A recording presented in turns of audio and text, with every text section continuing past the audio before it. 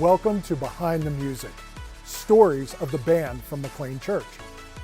You often see them singing on stage, playing an instrument or two, and leading us in worship, both in person and online. It's a passion and a calling. They love what they do, and we love how they share their talents with us. But we don't often hear from them or know too much about them. So we decided to go behind the music and bring you their stories.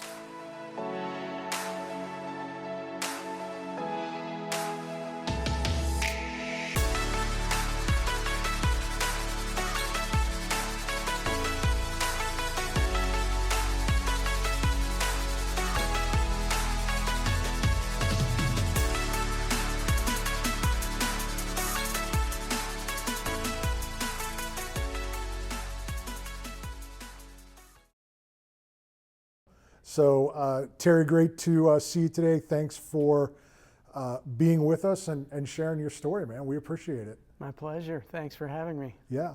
Now, you live and work right here in Erie, right? So, in fact, you're coming from work right now, right? Yeah. Yeah. Yeah, I live pretty close to my office, so I actually stopped home for lunch and let the dogs out and did a quick change, and now I'm here. So what do you do for a living? What brings you, what keeps you in Erie, Pennsylvania? Yeah, I'm a financial advisor. I have my own practice, and I've been doing it for about 17 years now. Yeah. Do you enjoy it? Yeah. Or I hope you enjoy it. What's let me say this, what's the most rewarding part of it? I really love helping people retire, and last year with COVID had a whole bunch of people that were close to retirement and just said, you know, this is a good year to do it, and it's great seeing those people and being able to help them, and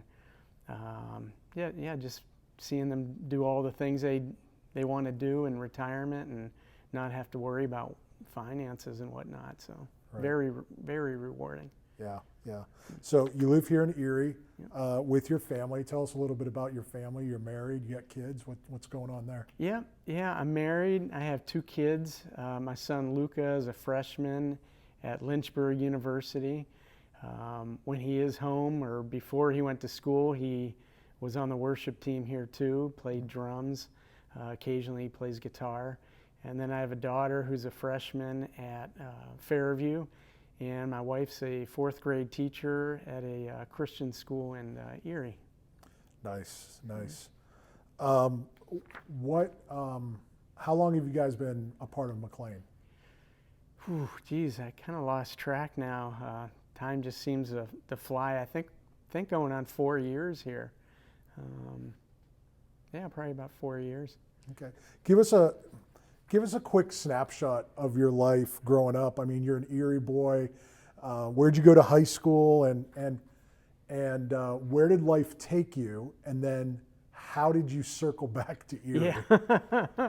Yeah. So I am born and raised in Erie. I went to St. George Catholic School for grade school, which is just down the road. Went to McDowell High School, which is just down the road that way. Graduated, didn't really know what I was going to do with my life. Ended up joining the military. Went to Germany for 3 years. Got out of the military, and I did go to college while I was in the service, and finished up at Edinburgh. Started working at Harbor Creek Youth Services, and worked my way up to my master's degree. And then I actually worked towards my school psychology certification. I did my internship at Fort LaBeouf. And then I got a job out in sunny Phoenix, Arizona. Nice. It was real hard to find a job in that field in Erie. Usually for psychologists, there's maybe one per district. And I had a buddy that from college that was working out in Phoenix. He said, hey, come on out here. And this was before the housing boom, and schools were popping up everywhere. And we went out, I want to say it was like end of October, beginning of November, when it was just getting real dreary and cold here. And went to Phoenix and had an interview on a golf course. It was like 75 degrees, and I signed the dotted line real quick. But anyway, after a couple years, I just started kind of getting burned out in the field and met a financial advisor out there. And he actually recruited me to switch careers and be a financial advisor and work with him, which I did for about 5 or 6 years. And then we just decided, especially with my wife's side of the family, they're getting older and needing some help, we just decided to move back to Erie and set up shop in Erie, and that was that. So what branch of the military were you in? So I was 2 years in the Army National Guard, and then 4 years active Air Force. All right. Yeah, 6 years total. Yeah. So you little time in Germany, you said. And Yep. 3 years there, and what was fun is my old unit actually had a not last summer, but the summer before, we had our first, and it was actually 30-year reunion in Put-in Bay, and it was really fun to get together with the old guys and whatnot. So. Yeah. Well, that's awesome. Yeah. Thanks for your service. Thank you. Yeah. So now what's interesting is, because we're friends, I know you. You're an athlete, and I don't know about that. Well, so in high school, what'd you do in high school? You did a little bit in high school, maybe. Yeah, good question. I wrestled all through grade school, and when I got to high school, I was kind of burned out with wrestling. I actually took karate for about 3 years.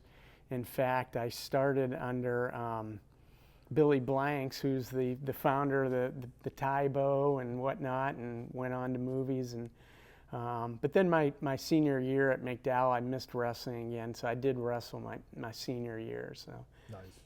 And then after the military, I always wanted to play hockey, and I never got a chance when I was a kid. So I actually played and coached, and something that I don't even know if you know about me. I'm a level 3 certified USA hockey coach. So I did that for years. So. There you go.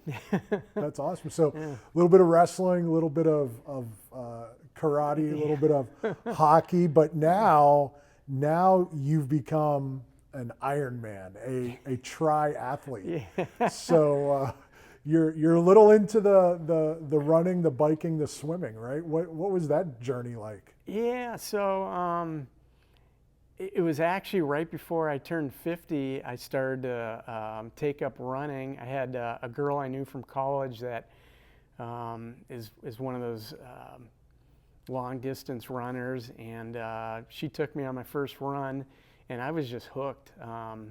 So I got into running for about a year, and then the next year after that, I got into a little bit of biking. And then I had a buddy that said, "Hey, all you have to do is learn how to swim, and you could do a triathlon." And I was afraid of the water, so but I did take up swimming. I had a real good buddy of mine that got me going in the water, and did a couple triathlons last summer, and recently I've done a couple virtual ones, and training for an Ironman this summer. So not an Ironman yet. So. Right. Well, you're an Ironman in our book. Yeah. So. Thanks.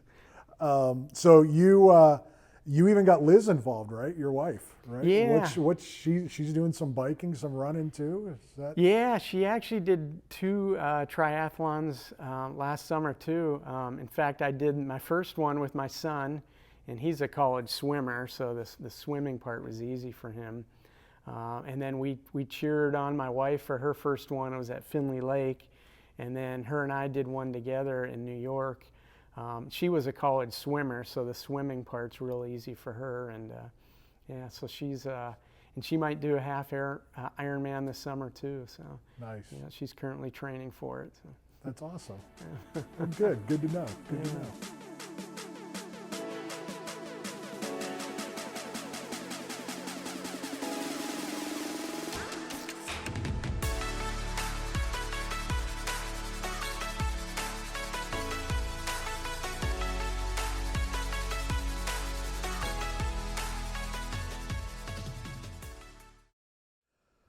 Now, Terry, many of us have seen you on stage playing bass in our worship venues, whether it's in person or online. When did you pick up the bass, and why? Why the bass? Yeah, good question. I originally started out playing guitar, in grade school and wasn't really that good at it. Got to high school, and in high school in the 80s is when, you know, there were bands all over the place, and everyone wanted to be Eddie Van Halen on the guitar, and nobody wanted to play bass. So there was a band that was forming up at my high school, and they needed a bass player. Nobody wanted to do it, so I said, yeah, hey, I'll do it. And that was that. Yeah. So you've played since high school then. Yeah. You've played, I guess, what, through all through the years, probably a number of bands, right? Yeah. Oh yeah. What have you just played rock, or have you done any other genres? I've played pretty much just rock. I've had some jam bands over the years. Just had fun with it. Mainly cover bands. Yeah. So any memorable moments you've had playing? There's all kinds of memories, but yeah, I mean, it was absolutely a blast to have a band in high school. Again, back then was, you know, in the 80s, you know, the bands were big time. So anytime there was a dance or whatnot, they would hire bands. So we played a lot of dances and parties and things at the school. They always had Battle of the Bands going on. This was all, you know, before DJs. So again, it was just real fun having a band in high school. Senior year, our band actually beat Pat Monahan, the singer from Train. We graduated together, and we battled each other in Battle of the Bands. So that was kind of a big memory back then. But I think he got the last laugh. Yeah, I was going to say, I think he one-upped you. I just heard him on the radio on the way here, so. Yeah. That's awesome. Yeah, but it was really fun having a band in high school. So, so you bring up Train and Pat Monahan, and so that kind of leads me to my next question. Did you ever want to go pro? Did you ever want to do that? Did you ever want to tour tour in a band for real? Yeah, I mean, people always told me, like, hey, you should go out and pursue it. You know, you're good enough, and seeing people like that, you know, someone that I knew and went to high school with make it. There was another guy, Chris Verena, who was a couple years ahead of me at McDowell. He went on he's actually in the Rock and Roll Hall of Fame now with his band 9 Inch Nails, and he dated my high school drummer's sister, so I kind of knew him. And I think there was a point, when I was kind of trying to find myself, that I actually thought about going out to California, and actually had some plans my sister was living out there at the time, and thought about doing it. And just kind of, you know, everyone that's picked up the guitar at one point, I think, has big dreams and whatnot, but never really pursued it per se. No matter what I face, you're by my side. When you don't move the mountains, I'm needing you to move. When you don't part the waters, I wish I could walk through. So when did you start playing for McLean and other churches? I know you play for maybe another church and music festivals, things like that. When did you start playing for churches, and what was your connect to McLean 4 years ago? Yeah, so I was looking for a good place to worship and that had contemporary music. When we moved back to Erie, did a lot of church hopping for years. My wife was teaching at Lutheran Memorial, where I was a member. Actually did start a worship band there. We do a monthly worship there. Kind of got the idea from, I should take a step back, Blessed Sacrament has a teen mass where they do, it's real lively and energetic, and they have teen or high school members that are in the band. And I thought, boy, if a Catholic church can do that, why not do it in a Lutheran church? So did start a contemporary service there. It's still going on. It's been kind of on pause since COVID. But I actually played in a contemporary band out in Phoenix, and was looking for a place to worship in Erie that kind of reminded me or had the vibes of our church in Phoenix. And the church out there was called Summit. And I knew Scott Campbell, who's a guitarist on the worship band here. I knew him from some of the rock bands that I was in. We had played a festival or two together, and he told me to come out and check out McLean. And I came out one time with my son and was just blown away. And we both looked at each other. We said, "Wow, this is exactly what we were looking for."